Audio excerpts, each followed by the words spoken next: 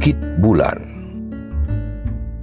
sebuah kawasan kars di ujung selatan wilayah Provinsi Jambi, berbatasan dengan Provinsi Sumatera Selatan. Gugusan perbukitan gamping dengan puncak-puncak mengerucut menandai bentang alam kawasan ini. Seluas 58 km persegi, mencakup wilayah 4 desa.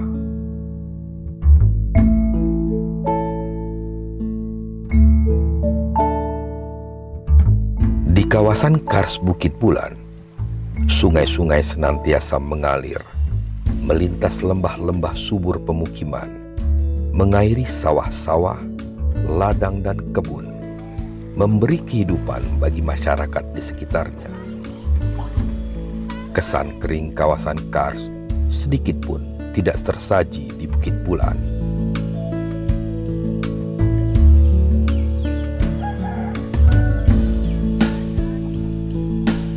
Soal penamaan Bukit Bulan, masyarakat setempat akan selalu bercerita tentang leluhurnya yang berasal dari Pagaruyung, yang melihat sebuah bukit bersinar di malam hari seperti bulan. Leluhur mereka lantas menelusuri cahaya itu hingga ke daerah Bukit Bulan saat ini, menemui bukit yang bersinar tadi untuk kemudian menetap, membangun pemukiman. Kalau cerita dari dulu tuh, pernah bukit itu mengeluarkan cahaya. Yang nama Bukit Bulan itu mengeluarkan cahaya. Ketika ya kalau bulan-bulan yang terang jelas ada cahaya. Ketika gelap mengeluarkan cahaya. Nah, itu sejarah Bukit Bulan. Dia orang-orang yang datang tuh melihat cahaya itu, apa yang ada di bukit itu. Nah, itulah sejarahnya orang-orang yang datang ke sini.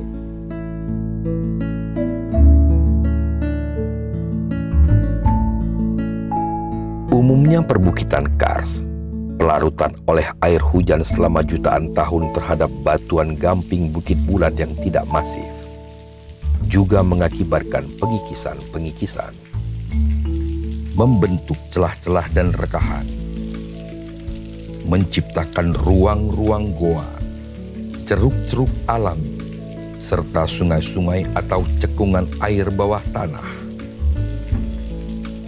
Interior goa berhias stalaktit dan stalagmit, bentukan hasil pengikisan dan akumulasi pengendapan mineral batuan gamping selama pelarutan. Di lingkungan luar, proses pelarutan dan pengikisan membuat puncak-puncak bukit tampak meruncing. Aliran-aliran air juga terbentuk sebagai sungai yang terhubung dengan sumber air dalam goa. Kawasan kars memberi kesan tandus karena daya serap batuannya yang tinggi. Namun perbukitan kars sesungguhnya adalah tempat penyimpanan air raksasa, kawasan pendukung kehidupan flora, fauna, atau manusia.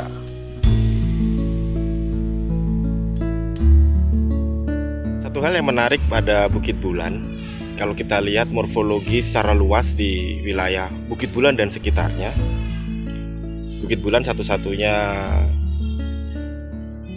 wilayah yang memiliki litologi batu gamping, sedangkan yang lain didominasi oleh batuan sedimen, batuan beku, dan beberapa ada batuan metamorf. Ditinjau dari morfologinya, Bukit Bulan itu menarik, yaitu menawarkan sebuah morfologi dataran yang cukup luas di daerah kawasan Bukit Bulan dibandingkan dengan morfologi di sekitaran Bukit Bulan yang tidak berbatu gamping. Nah, disitulah mungkin satu daya tarik tersendiri bagi manusia untuk hidup dan tinggal di kawasan Bukit Bulan. Selain menawarkan sebuah dataran yang cukup luas, juga ditopang dengan keberadaan air yang cukup melimpah di sana. Karena kita lihat stadia tua tadi yang saya jelaskan bahwa di sana sudah banyak bermunculan sungai-sungai permukaan, yaitu baik berupa sungai yang keluar dari gunung atau kita sebut resurgens, atau sungai yang hilang langsung ke dalam gunung, sungai permukaan yang masuk ke dalam gunung, atau swallow hole.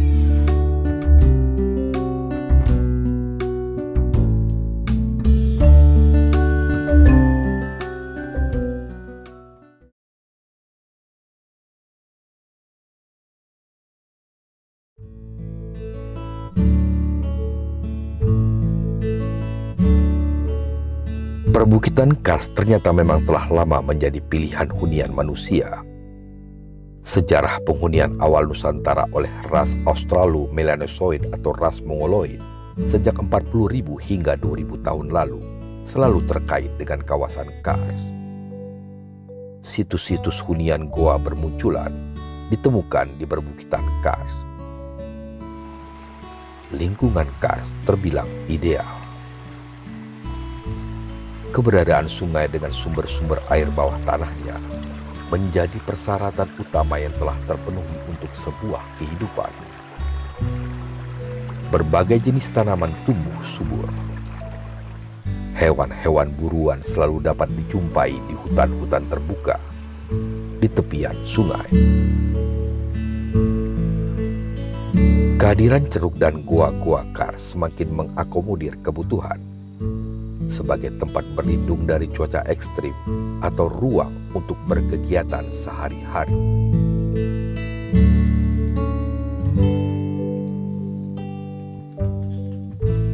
Lingkungan kondusif untuk sebuah hunian jelas terlihat di kawasan Kars Bukit Bulan. Sungai-sungai kecil dan sedang mengalir sepanjang masa. Hutan-hutan di lingkungan Kars menjadi habitat untuk beberapa jenis hewan buruan. Tanaman tertentu tumbuh subur sebagai sumber makanan. Di kawasan Kars Bukit Bulan, terdapat puluhan goa dan ceruk alami yang dapat dimanfaatkan untuk ruang menetap dan berkegiatan. Beberapa di antaranya memang mengindikasikan sebagai hunian masa lalu. Penelitian arkeologi di kawasan Kars Bukit Bulan oleh Balai Arkeologi Sumatera Selatan sudah dilakukan sejak tahun 2015 hingga tahun 2019. Dari hasil penelitian tersebut, berhasil didata keberadaan 82 gua, 22 diantaranya diduga merupakan situs hunian masa lalu. Dugaan tersebut didasarkan pada temuan artefak berupa artefak dari batu, fragmen tulang yang terbakar, gigi manusia, fragmen tembikar, serta lukisan-lukisan yang ada di dalam dinding gua. Tinggalan arkeologis yang ditemukan di situs-situs goa Bukit Bulan sedikit banyak memberi gambaran tentang kehidupan masa silam pada rentang masa antara 6.000 sampai 1.700 tahun lalu. Temuan gigi manusia memberi petunjuk para penghuni goa Bukit Bulan termasuk dalam ras Mongoloid. Lebih spesifik lagi, mereka adalah para penutur Austronesia. Hiasan motif jala dan garis pada temuan fragmen wadah tembikar telah lama dikenal sebagai ciri budaya Austronesia. Ciri tradisi Austronesia juga diperlihatkan oleh gambar-gambar cadas dengan pewarna hitam. Gambar cadas tersebut ditemukan di Goa Sekdes, Goa Air Lului, dan Goa Kandang Kerbau. Gambar cadas di kawasan Kars Bukit Bulan memiliki bentuk-bentuk geometris dan antropomorfik yang dinamis. Kebanyakan berwarna hitam, namun ada juga yang berwarna putih. Penggambaran dengan warna hitam menunjukkan bahwa gambar cadas di kawasan Kars Bukit Bulan memiliki usia yang lebih muda dibanding dengan gambar cadas berwarna merah seperti yang ditemukan di Gua Harimau, Sumatera Selatan. Penemuan gambar cadas ini merupakan bukti kehadiran para penutur Austronesia di gua-gua kawasan Kars Bukit Bulan. Dalam kesehariannya, para penghuni goa Bukit Bulan terbiasa menggunakan alat batu untuk keperluan tertentu. Kebanyakan terbuat dari batuan obsidian. Pemangkasan batuan obsidian dapat menghasilkan sisi yang sangat tajam untuk memotong atau mengiris. Temuan artefak obsidian di situs-situs goa Bukit Bulan menjadi sangat menarik. Obsidian merupakan batuan beku luar dari magma gunung berapi. Sumber obsidian terkait dengan keberadaan gunung berapi. Kawasan Kars Bukit Bulan jelas tidak menyediakan bahan batuan obsidian. Sungai-sungai terdekat situs ternyata pula bukan tempat terdepositnya. Sungai-sungai di lingkungan terdekat situs Gua Bukit Bulan bukan merupakan tempat perolehan bahan obsidian untuk pembuatan alat batu. Kerakal obsidian hanya banyak ditemukan di Sungai Batang Asai yang berjarak sekitar 30 km dari Bukit Bulan. Kemungkinan dari Sungai Batang Asai itulah bahan pembuatan artefak obsidian diperoleh sebagai alat untuk memotong umbi-umbian, buah-buahan, atau daging hewan buruan.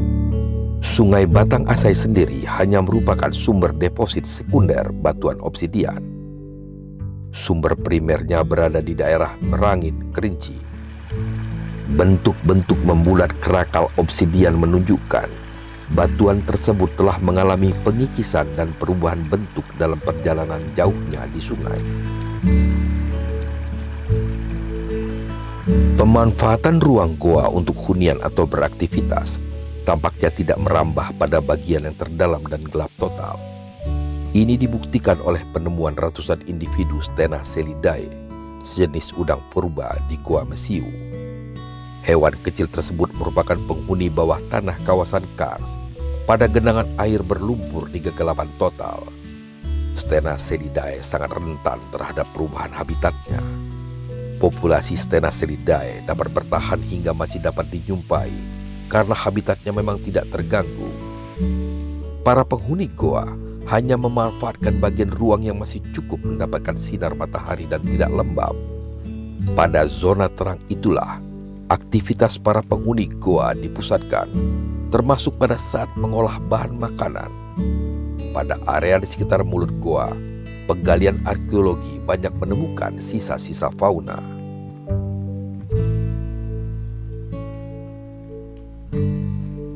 Temuan tulang-tulang fauna hasil penggalian arkeologi menggambarkan jenis-jenis hewan yang ada di lingkungan situs Bukit Bulan. Di antaranya memperlihatkan jejak-jejak pembakaran seperti pada tulang monyet, kambing hutan, babi hutan, atau tulang kelelawar.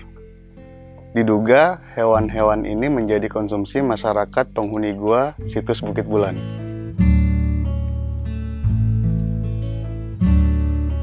Kehidupan para penutur Austronesia di Bukit Bulan terbilang sejahtera. Mereka ajak di lingkungan Kars.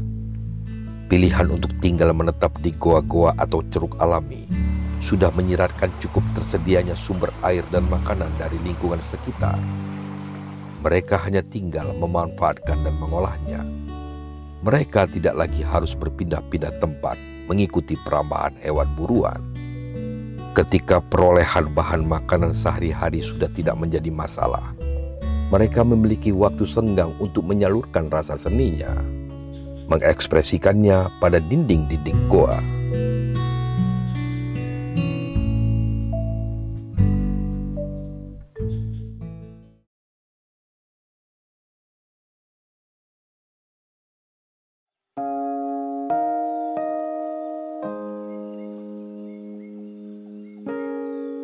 Eksistensi para penghuni goa Bukit Bulan telah memberi gambaran tentang daya dukung kawasan Kars bagi kehidupan. Keberlangsungan hidup mereka terjamin oleh sumber daya lingkungan sekitar. Berkah kawasan Kars itu masih terlihat saat ini. Cahaya Bukit Bulan merentang masa, menyinari kehidupan. Di Bukit Bulan, harmoni telah tercipta sebagai wujud kearifan masyarakatnya terhadap lingkungan. Masyarakat Bukit Bulan sangat menyadari gugusan perbukitan Kars adalah tandon-tandon air yang harus dijaga demi keberlangsungan hidup mereka. Kesadaran itu sudah tertanam lama sebagai cara pandang dan perilaku yang diwariskan turun-temurun. Dari nenek-nenek kami dulu pernah meninggalkan pesan kepada anak cucunya. Sepeninggalan kami, jangan wariskan air mata ke anak cucu, wariskanlah mata air untuk anak cucu kita.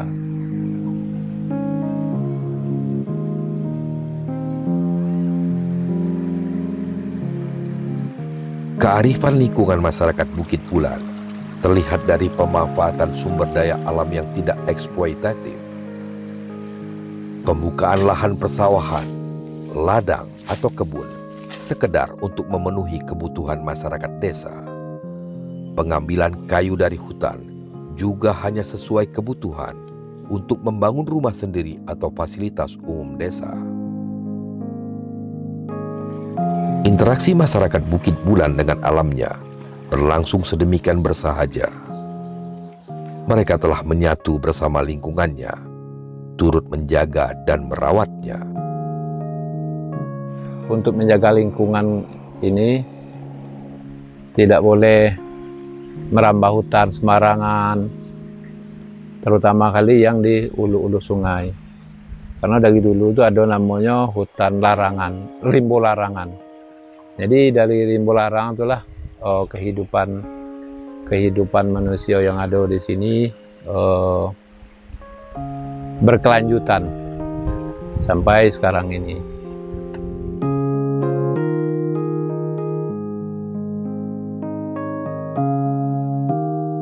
Hutan larangan di kawasan Kars Bukit Bulan menjadi hal yang positif bagi keberadaan situs-situs hunian goa di dalamnya. Kelestarian situs diharapkan dapat turut terjaga. Situs-situs tersebut merupakan bukti penting, bagian dari sejarah penghunian Bukit Bulan. Temuan gambar cadasnya terbilang fenomenal, dapat dibanggakan karena telah mematahkan anggapan selama ini bahwa tradisi menggambar dinding-dinding goa hanya ada di wilayah Indonesia Timur. Bagi para arkeolog, khususnya para peneliti, tinggalan gua yang ada di kawasan Kars Bukit Bulan di Sarolangun sangat menarik. Di samping karena mungkin tinggalan artefaknya, juga karena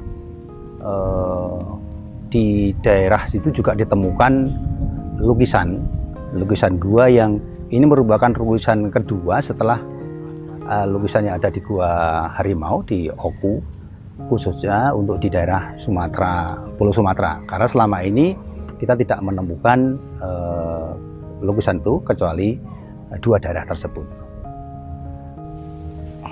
Dan untuk selanjutnya Balai Arkeologi selalu akan melanjutkan penelitian di Bukit Bulan karena tinggalnya sangat menarik, dan untuk kedepannya juga kita akan memberdayakan masyarakat terkait dengan tinggalan-tinggalan yang ada di sana.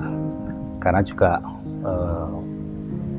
kegiatan-kegiatan penelitian itu sangat terkait dengan kegiatan lingkungan yang ada di lokasi tersebut. Oleh karena itu mungkin masyarakat harus kita berdayakan terkait dengan tinggalan-tinggalan yang ada di Bukit Bulan.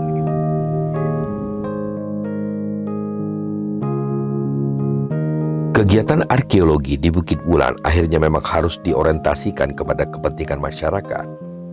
Masyarakat Bukit Bulan memiliki hak akan manfaat situs-situs di daerahnya. Bagaimanapun, masyarakat Bukit Bulan adalah pemilik terdekatnya, bukti sejarah wilayah mereka. Pemanfaatan tersebut meniscayakan peran aktif masyarakat Bukit Bulan dalam menjaga kelestarian situs.